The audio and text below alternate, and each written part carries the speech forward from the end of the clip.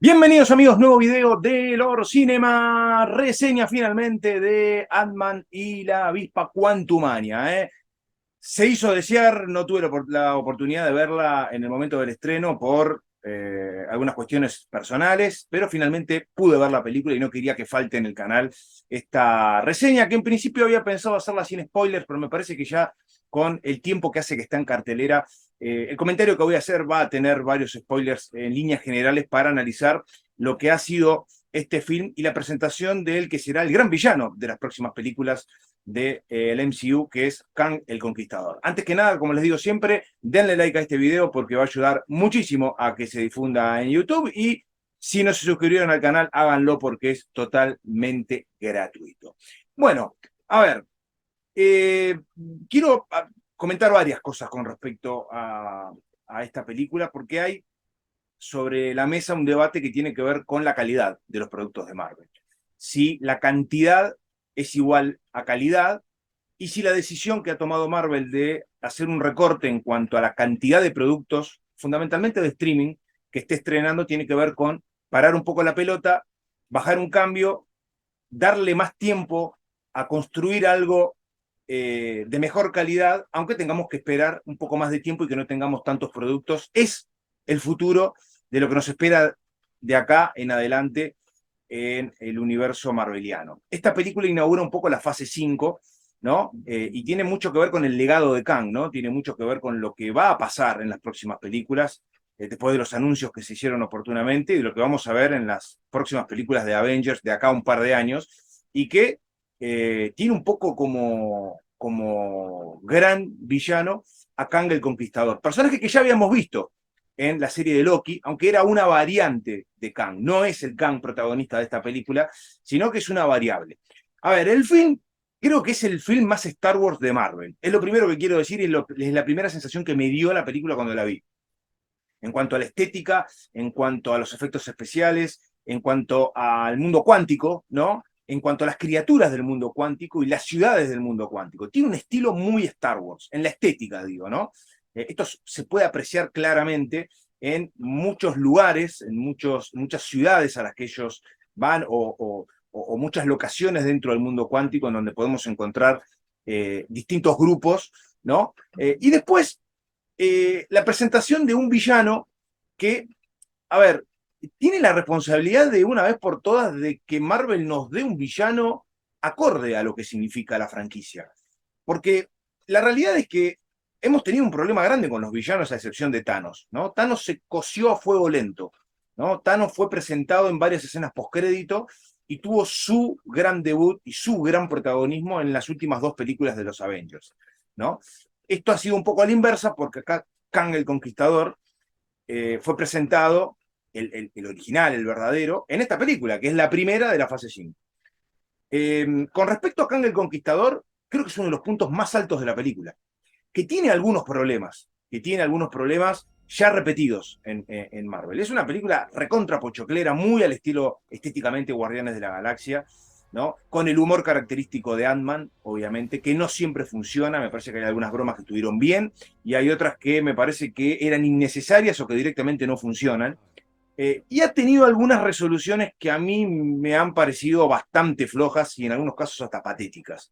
Eh, ¿Es toda una porquería la película? No, ni mucho menos. Me parece que hay personajes como el de Janet, que tiene un gran protagonismo. Por primera vez el personaje de Michelle Pfeiffer tiene un papel protagónico y es alguien muy importante en la historia, porque es alguien que estuvo 30 años en el mundo cuántico y que conoció al lugar al que Scott, Hank y Casey van a parar en esta película, y lo cayó durante muchos años, ¿no? Ese miedo a contar su experiencia durante 30 años en el mundo cuántico, lo que vivió en el mundo cuántico, a quienes conoció en el mundo cuántico y a quién enfrentó en el mundo cuántico, que no es otro que Kang el Conquistador, el punto más alto de la película. Me ha parecido un Jonathan Mayers muy sólido, muy bueno. Me parece que hemos visto un muy buen villano, un villano que a mí me gustó, me gustaron los modos. Y tiene características de un villano típico de Star Wars también, ¿eh? No solamente la estética de la película. Me parece que este Kang el Conquistador tiene elementos de los villanos clásicos que hemos visto en Star Wars. La historia es interesante. A ver, es un Kang que fue erradicado, un Kang que ya había conquistado líneas temporales, que había conquistado parte del multiverso y que sus otros yo lo echaron, lo redujeron y lo desterraron al único lugar de donde él no podía escapar, que es el mundo cuántico, ¿no? Ha sido desterrado en ese lugar. En ese lugar él conoce a Janet, ¿no? Y un poco trata de pedir su ayuda para tratar de encontrar el motor multiversal, que es el único artefacto que puede a él sacarlo de ese lugar, ¿no? Obviamente es algo que no existe y es algo que él y Janet tienen que construir. Y Janet en un punto de la historia, en un gran flashback que vemos cuando ella cuenta su historia, cuando ella finalmente, junto con el resto de su familia, vuelve al mundo cuántico, nos cuenta la historia de ella con Kang el Conquistador, cómo ella pudo ver parte de su mente, pudo meterse dentro de su mente y pudo ver el monstruo que él realmente es. Tiene algunas similitudes en cuanto a el propósito que él tiene a Thanos, esto de erradicar mundos enteros para forjar otro arriba de ese mundo, aunque le cueste la vida a billones de personas. Es un poco esa idea retorcida que Thanos tenía, ¿no? Salvando las distancias, obviamente, son personajes totalmente diferentes, más allá de que tiene la coincidencia del color, ¿no? Que son púrpura. Él no es púrpura, pero dio el color violeta que tiene el traje que él utiliza es similar a Thanos, ¿no? Estéticamente me pareció un gran personaje y actoralmente también. Varios modos que hemos visto en Jonathan Majors me parecen geniales. Me gustó mucho el personaje de Kang. Recordemos que habíamos visto una variable de él en la serie de Loki, bastante flojo en ese sentido, pero este es el verdadero. El concepto de el tiempo, el concepto de el poder tener el poder justamente de manipular el tiempo, de poder cortar el tiempo, de poder cortar los distintos universos, ¿no? Para poder conquistarlo todo, ¿no? Para poder realmente conquistarlo todos. Y solo sus otros yo pudieron reducirlo, pudieron detenerlo y él clama venganza por eso. Está totalmente desesperado por salir de ahí. Tiene modos en la actuación, expresiones en el rostro que a mí me gustaron mucho, que lo hacen un villano bastante completo, ¿no? Me parece que en eso la película no tiene muchos cuestionamientos. A mí creo, insisto, creo que junto con Michelle Pfeiffer ella y Jonathan Majors han sido los dos puntos más altos. El personaje de Janet a mí me gustó cómo estuvo construido y la historia que ella tuvo para contar y cómo la ocultó. Y por otro lado después tenemos a Scott Lang, un Scott Lang que, a ver, en el mundo trata de chapear un poco con lo que es ser un Avenger, ¿no? La gente mucho no lo reconoce, a veces se lo confunden con Spider-Man, esto lo habíamos visto en los trailers, pero trata de ser algo más de lo que fue. Es un Avengers, ¿no? Pero de alguna forma la idea de él es tratar de recuperar un poco el tiempo que perdió con su hija, ¿no? Con Casey, una Casey rebelde, una Casey que varias veces cayó presa, ¿no? Mucho de lo que Casey hace Scott no lo sabe, porque mucho de lo que ella empezó a hacer con su abuelo fundamentalmente, con el personaje con Henry Pym, digo, con el personaje de Michael Douglas, para mí es un placer siempre verlo a Michael Douglas, ¿no? El hecho de ella haber desarrollado tecnología, de usar la tecnología PIN, de tener su propio traje, de crear una especie de faro que manda señales al mundo cuántico y que ella espera respuestas del mundo cuántico para poder analizarlo, una especie de gran telescopio Hubble, ¿no? Para poder meterse y examinar el mundo cuántico sin necesidad de ir, ¿no? Recordemos que su abuela estuvo 30 años en ese lugar y es un viaje muy peligroso. Esto obviamente cuando es revelado y cuando Janet se entera, le agarra una desesperación enorme porque ella se da cuenta que le están mandando señales desde la Tierra o desde nuestro mundo a un mundo que está gobernado por un tirano. Un Kang que quedó atrapado cuando Janet le saboteó este motor multiversal, ¿no? Y dentro de esa prisión en la que él quedó, que es el mundo cuántico, construyó un imperio. Un imperio con tecnología, un imperio con grandes ciudadelas, un imperio con soldados, con troopers, ¿no? Un imperio con mucho armamento para poder, en algún punto de su vida, poder no solo conquistar ese lugar que ya lo maneja, más allá de que hay focos de rebelión y que esos focos de rebelión nacieron un poco cuando Janet vivía en el mundo cuántico y junto con los lugareños que podemos ver un montón de especies, ¿no? De todo tipo, ¿no? Y que han ido evolucionando y que desde que el doctor Henry Pym estuvo en el mundo cuántico, ese lugar cambió muchísimo, hubo una evolución enorme donde hay hay distintas etnias y donde hay muchas ciudades y donde se han desarrollado culturas enteras y todas están bajo el yugo de Kang, ¿no? Bueno, de eso va un poco la película, ¿no? El hecho de que Kang necesita esa tecnología, necesita la tecnología PIM para poder encontrar este motor multiversal y poder salir de ese mundo y poder vengarse de sus otros yo y poder conquistar el universo, inclusive el nuestro. Si él encuentra un portal para poder salir, puede trasladar todos esos ejércitos. Y es algo que eventualmente me parece que vamos a ver en el futuro. Él ha enfrentado a distintos Avengers. Cuando él se encuentra con Scott Lang, le pregunta, ¿qué Avenger sos? ¿Cuál sos? Porque han ido cambiando a medida que ha pasado el tiempo. Es un comentario muy interesante el que hace Kang, ¿no? Como que no los reconoce. Le pregunta, ¿sos el del martillo en una referencia directa a Thor? Como que en cada realidad tienen aspectos diferentes. El mismo personaje, algo que ya hemos visto en las distintas películas, que hay variables de muchos personajes que no son necesariamente iguales en los distintos universos en los que vamos visitando, ¿no? En ese contexto, Kang le promete recuperar el tiempo que Scott Lang perdió con su hija. Él puede manipular el tiempo estando en sus facultades para poder hacerlo. Y es un poco la tentación con la que él juega y trata de hacer un trato con Scott. Vos devolveme la tecnología que yo necesito y yo te voy a devolver el tiempo para que pases con tu hija. Obviamente en el medio está el conocimiento de Janet de quién es Kang realmente, ¿no? Y en el medio podemos ver una cantidad de personajes que van apareciendo, un ejército de hormigas que también construyeron su propia sociedad evolutiva, ¿no? Y es una película que me parece que para pasar el rato no está mal, ¿no? Me parece que hay momentos que se hacen exageradamente largos y me parece que hay algunas resoluciones como la de MODOK, por ejemplo, que son bastante cuestionables. Yo de MODOK quiero decir algo. A ver, MODOK fue siempre un personaje ridículo. El hecho de que en esta película nos digan que es Darren, el villano, ¿no? El hombre abeja que vemos en la primera película, que era discípulo de Henry Pym y que tuvo un enfrentamiento con Scott Lang en la primera película, y que él haya caído y que haya sido Kang el que mediante su tecnología lo haya transformado en MODOK el cazador, ¿no? Es algo así como un arma que utiliza Kang cuando necesita encontrar a alguien, ¿no?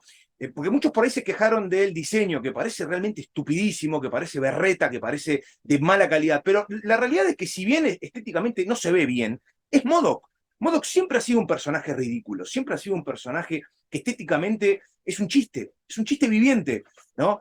Basta con ver algún cómic o algunas versiones animadas que hemos visto del personaje, no se lo puede tomar muy en serio, ¿no? Sí tiene parte de su personalidad y su armamento, es un personaje temible. No me gustó el cierre que le dieron, esto de redimirse al final, siempre se tiene que redimir. A ver, no puede ser malo por ser malo. Está esa bajada de línea que a mí no me gustó para nada y no me gustó la forma en que MODOK de alguna forma se sacrifica tratando de derrocar a Kang para poder ayudar a Scott Lang y el resto de su familia. No, es un punto para mí muy negativo el tema de MODOK, pero no tanto la estética, porque a ver, no se puede mejorar mucho más de lo que hemos visto, aunque me hizo un poco de ruido, ¿no? Los efectos especiales en algún punto. A ver, es una película que visualmente es enorme, o sea, hay mucho para mirar, ¿no? Hay mucho colorido, ¿no? Por eso digo, es muy a los Guardianes de la Galaxia. Guardianes tiene escenas en distintas de sus películas donde uno no sabe para dónde mirar, hay tanto para observar, tanto colorido, hay toda una geografía tan compleja. Es muy interesante el mundo cuántico, o sea, a mí me han gustado los diseños de los personajes, un personaje como Quaz, por ejemplo, o como Luis, o sea, hay muchos de estos personajes que son interesantes, que forman parte de un mundo que no conocíamos, ¿no?